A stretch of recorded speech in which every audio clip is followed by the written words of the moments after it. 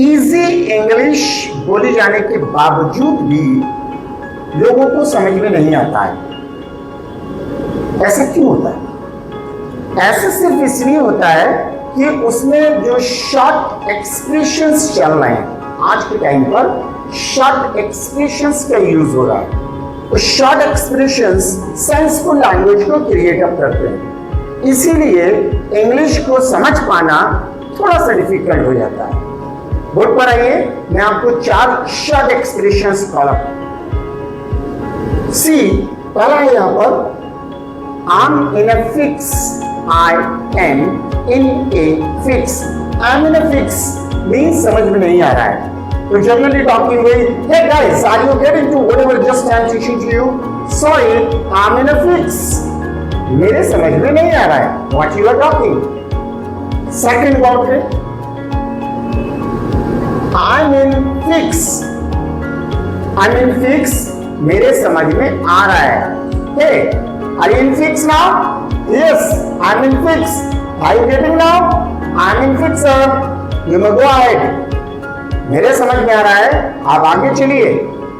Here you see no dice, संभव नहीं होगा। तो would you please tell that is it raining today? No dice, it's too sunny day। There's no raining। तो no dice is a means of संभव नहीं है। It's a sunny day, there's no raining, no dice, there's no raining। There you may see कोई दिक्कत नहीं है, और it will follow no sweat. No sweat is a means of कोई दिक्कत नहीं है। What you are talking about, I will get it done by my servant. No sweat, there is no problem, I can get it done. You may see next, I am in the fix, समझ में नहीं आ रहा है। Sir, what are you murmuring?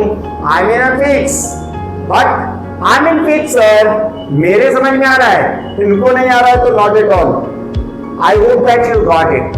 अब मैं आपको एक और देता हूं, और ये आपको नीचे कमेंट्स करके बताना है कि ये क्या सेंस है, और इसको बोलते हैं I am at your disposal. You don't worry, I am at your disposal. तो what is I am at your disposal? This you have to write in Hindi now. Right.